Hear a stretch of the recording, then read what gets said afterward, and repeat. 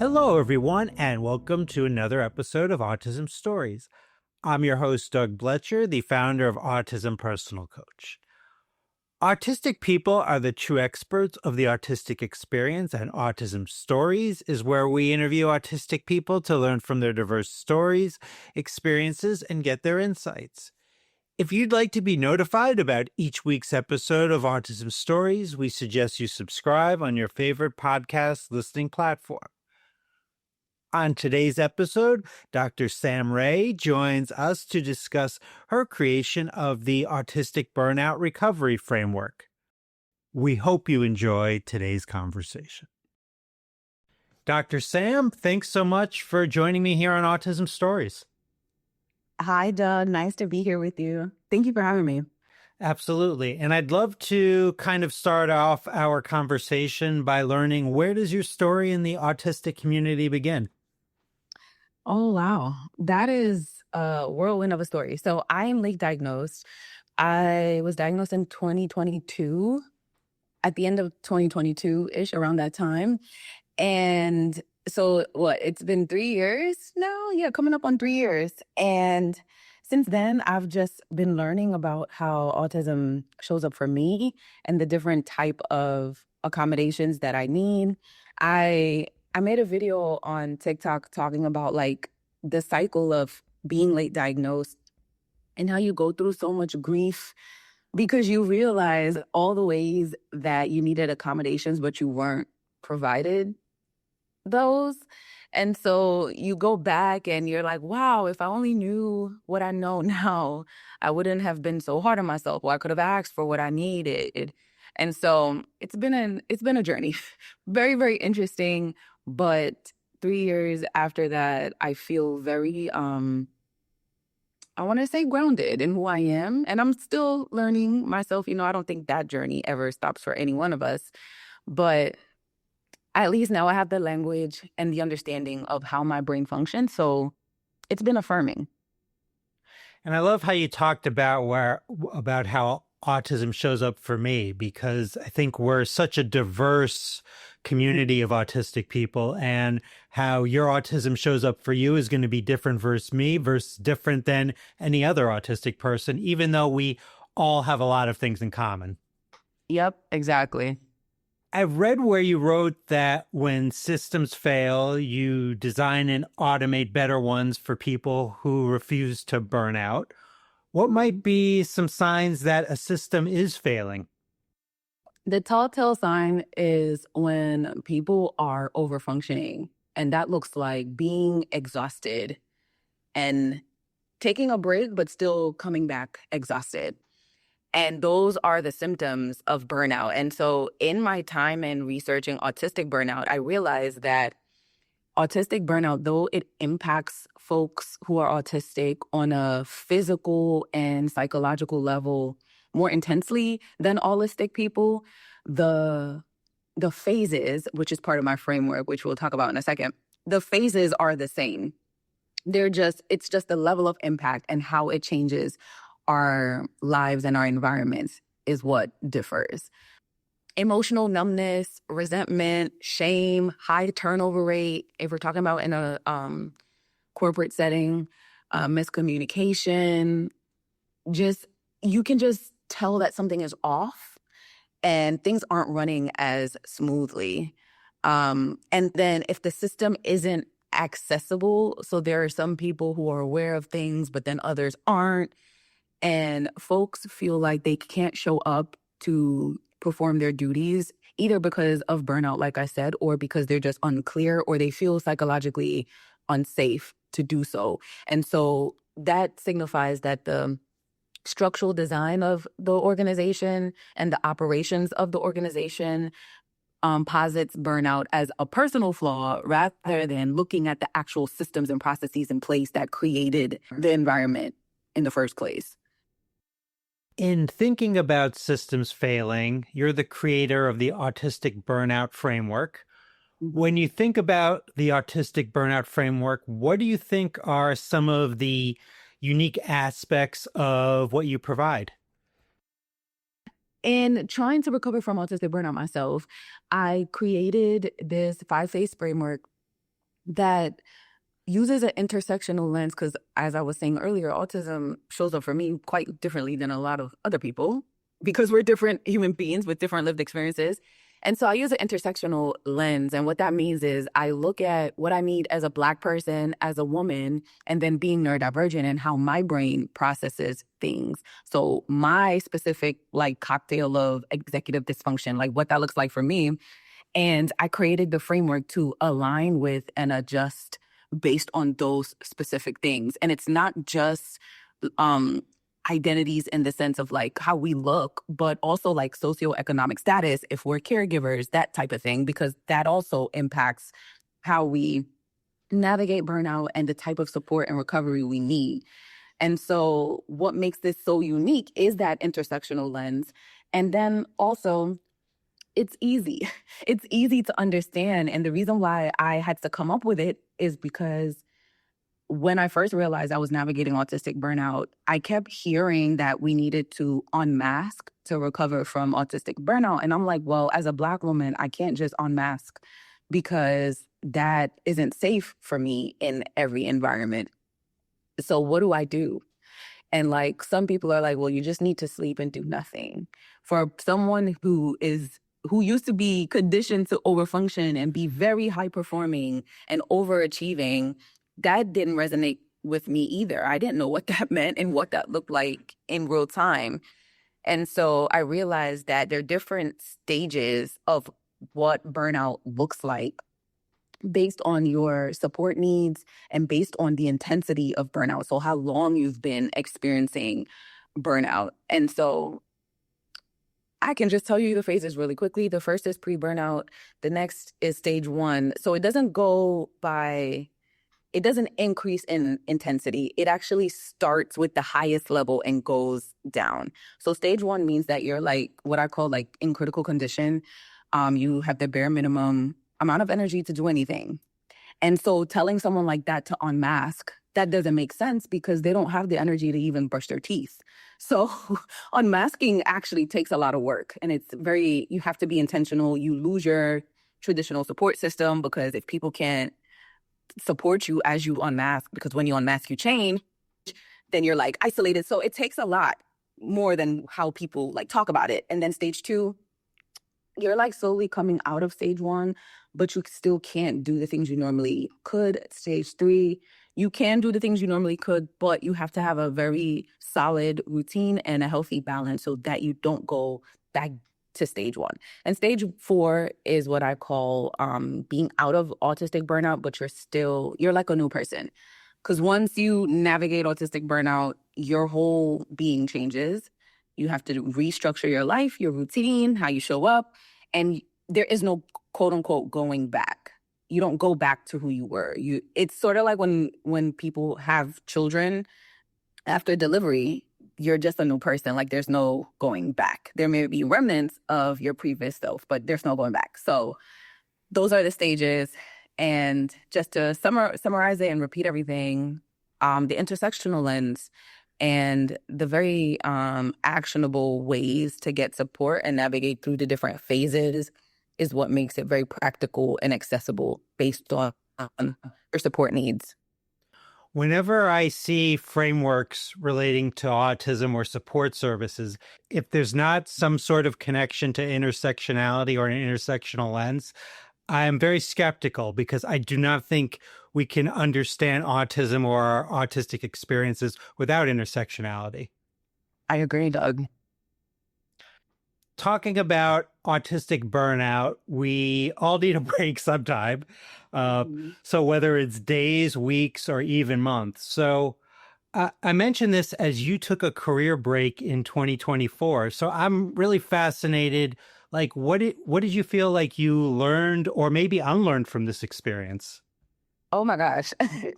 So many things. And I'm still on that journey, 15 months later? That was one of the most transformational decisions of my life. Like, I had to unlearn the idea that my worth was tied to productivity or proving myself. I had to unlearn scarcity mindset and being in survival mode so that my nervous system could rest so that I can recover from burnout. I had been operating from burnout for so long I I didn't know, like I told you earlier, I didn't know what it meant to just be, to just sit still, to take a break, to relax. I didn't know what that looked like, but I figured, I sure enough figured it out. And in that stillness, I remembered who I was before all of the accolades and the overperforming and the high achievements and all that stuff, before the masking, before constantly having to produce and create and do. I was able to reconnect with my intuition. I slowed down. I did a lot of inner child work and family of origin work. I'm using psychological terms because I had a really great therapist back in 2019, and she taught me a lot of tools that I now can use for myself. And so that was another thing. I took control of my own healing. I had a lot of autonomy and power. I felt empowered to just recover on my own. And I'm not saying that to say we don't need therapists, because please keep in mind, as I said, my previous therapist gave me the tools to be able to do this. And I saw my therapist for over 3 years, I think. So I had been seeing my therapist for a while. And so at this point, I learned enough. And one of my autistic traits is like doing a lot of research and learning things. So I did a lot of independent study, and I learned enough to be able to help myself recover on a psychological lens, or on a psychological scale. And then when I created my framework, I started tracking my symptoms through my symptom tracker that I created on Notion. And that is what, I also have really good pattern recognition. So that is what allowed me to see what was happening and keeping me in the burnout loop. And so stillness gave me the mental capacity and the creativity. So I was able to reconnect with my creativity again to create that framework to help myself out of burnout. And I'm happy to share that I'm fully out of it. I now know how to navigate life in a way that aligns with how my brain works, so that I don't burn myself out again. I sleep 10 hours, and I'm not shamed or feel guilty about it, because that's just what my body needs. And so all of those who identify as women, like, your hormonal cycles impact how your body rests on top of being autistic.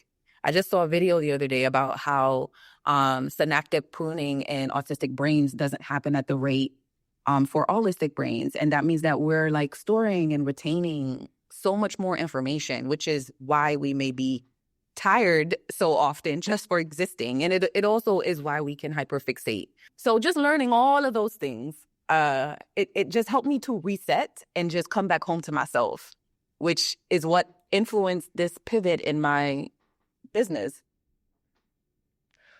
I love that because I think like when we learn how our brains work, like it changes everything. Mm-hmm. Yes, it really does. Through your consulting, Simply Sam Ray, you offer sustainable, human centered solutions at the intersection of burnout recovery, systems thinking, and operational strategy. I read you provide intuitive guidance through your consulting. What are some ways that you connect to your intuition in your life? Yeah, great question. So for me, my intuition is the compass that guides my entire practice and just way of being. So burnout helped me to recognize that I wasn't connected to my body. And that's very important, especially for neurodivergent folks, because especially autistic folks, if we tend to be like bottom up thinkers, and that means that we are very in our head, and it disconnects us from our body, but our body is what tells us how we're feeling. And it helps us to know when situations are overstimulating or whatever. So it's a guide to alert us of when we're possibly heading into burnout. And so after I learned that and got back in my body, I was able to connect with my intuition. So your body and your intuition are partners to guide us and tell us what it is we're supposed to be doing, how we're supposed to navigate certain situations. And so I connect through my intuition through being still and meditating, journaling, spending time in nature to get grounded. Like, there's this trope online on Twitter to like go out and touch grass. That is not like, it's funny when we say it, but literally, as much as you can, touch like the trees and leaves and like put your feet on the ground barefoot. It helps to ground us. And then just listening to what my body signals to me before my brain tries to override it and like intellectualize what I'm feeling. And I just found that the more I slow down, the clearer it becomes for me to hear my intuition, and how that translates to my consulting practice. I can often sense when something is misaligned. And so when we look at it from a organizational lens, so when I'm consulting with organizations, I am able to use my intuition with my pattern recognition skills and my systems thinking to identify when there are gaps in the operational processes for corporations and organizations. And then when I'm talking to the folks that, like the leaders at these companies, that's where my intuition side kicks in. I can tell when there's some sort of friction or fragmentation. So looking at the human side, the emotional and intellectual side, coupled with the very logical and process side of things, helps me to create more accessibility for companies. And then when I'm working with individuals, so executives, leaders, neurodivergent folks, anyone really who is trying to like navigate transitions and make sure that they're avoiding burnout and navigating their life to accommodate themselves, I use a combination of the same thing I just said. It's just that the lens is a little bit different. So we're not looking at an organization, we're looking at the actual human being, and we look at an individual's life on the holistic lens. So mentally and emotionally and spiritually, how are you doing? What are your values? What do you need to feel safe in different environments? Are you doing that? How can you adjust your structures, your routines, your own personal systems, whether it be like individually, amongst your friends, your community, your family, and then at work? How can you adjust those things to make sure they're in alignment with your values and what you need to feel accommodated? Um, so yeah, that's mostly how I thread the whole intuitive guide with logic in my business. I'm wondering about the intersection of consulting and burnout in the sense that if you would say yes to any organization that wanted your consulting, I'm wondering that could potentially lead to burnout, especially if they don't align with your values. So, how do you decide if consulting with a particular organization that reaches out to you makes sense for you? Very good question. So alignment is a non-negotiable for me at this point, especially now that I know what causes me to burn out. So like today, Doug, we are cameras off, and I really appreciate that. Normally I would ask for that unless I absolutely needed to be on camera. Like if I'm meeting a team for the first time, I would be on camera just so, for human connection, so people can see what I look like and know me. But if we're having like a quick check-in, I don't need to be on the camera for that. We also don't need to have a ton of meetings if we can email stuff. So things like that. If Right. people are pushing back on that, not aligned. If people are negotiating my prices, not aligned. Because in my rates, it includes accommodations for me being autistic, and the fact that socializing does drain me. It really does. I appear to be very good at it, and that comes with years of masking and learning how to do that. But it drains me because the way I show up is not always my authentic self. And that sounds kind of weird, but it is what I have to do in business. And so, by the end of like a 90-minute session, I'm exhausted. And so my rate reflects that. I'm also very well learned. I've done a lot of schooling and a lot of experience in different sectors. So my knowledge and my ability to distill that knowledge in a very concentrated amount of time so that projects don't take as long is also a part of how I set my rates. I don't just say yes because a tech is involved. In fact, someone wanted to work with me and I had to say no, even though the opportunity was something I wanted to do.